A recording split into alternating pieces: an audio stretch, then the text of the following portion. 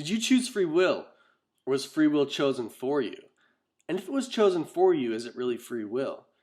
If you believe in a divine being the initial creator of all things, all knowing, omnipotent, and with vision beyond your own eyes, then does this divine being not know everything that will come to be due to any conditions set forth?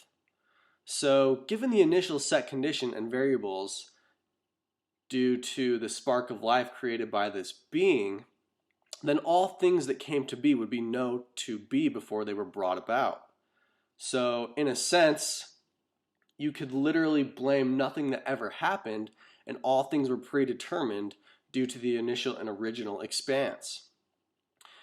The same goes for an unconscious beginning as well, due to the fact that then really nothing is anybody's fault, and it is literally just the luck of the draw. You are where you are due to a luck of the draw. And literally everything down to your genetic makeup and your environment is based upon the fact of that's just, where it happened to be that you came about. Everything down to your psychological behavior, down to your molecular makeup is literally just a luck of the draw. And so either way, if you believe in divine beginning or a beginning that was merely just a roll of the dice, then nothing in life can really be blamed for anybody, any situation, because all things and all actions come down to environment and internal makeup. And if you believe in a divine being who brought about all things to be, then he knew beforehand what all things would be, down to your psychological behavior, how you would react to every single instance and circumstance, and how you would go about reaction to these events occurring in your life. And if you just believe in a mere, a roll of the dice which caused all things to happen, then the same thing goes. Not necessarily that you can really blame anybody for this case, because there's nobody to blame. With the creation story, you actually have somebody to blame, and that is the creator.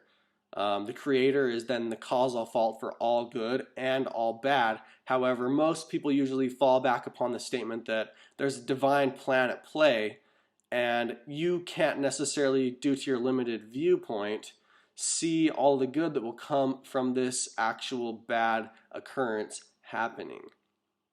Yet, even if you don't believe in a conscious beginning of all things, and you believe in a mere chaotic expanse which caused all things to be, then you still can't necessarily blame everything for anything that actually happens.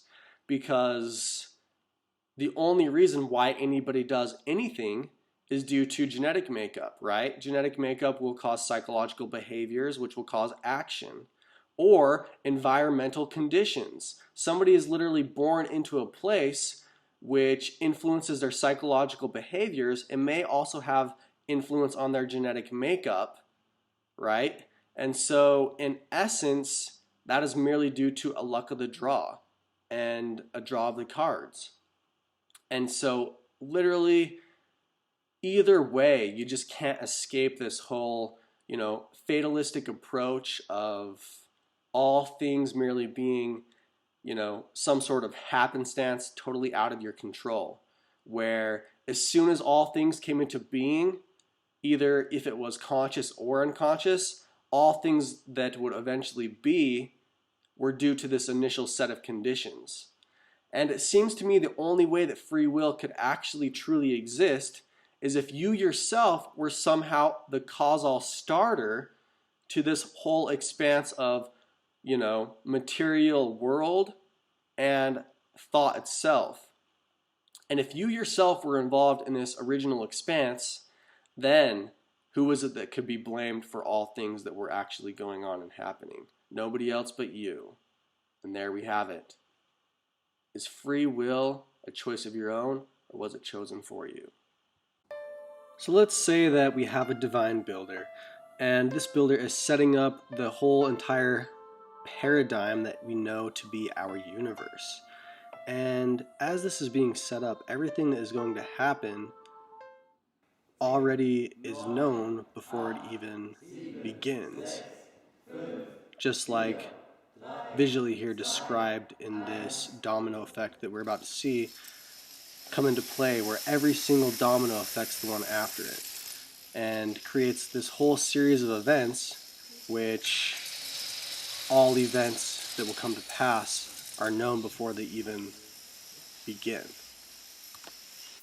So let's speed this up here, and let's imagine now that it was possible for this entire scenario to actually become represented in physical form without anybody actually placing it in the position that it is.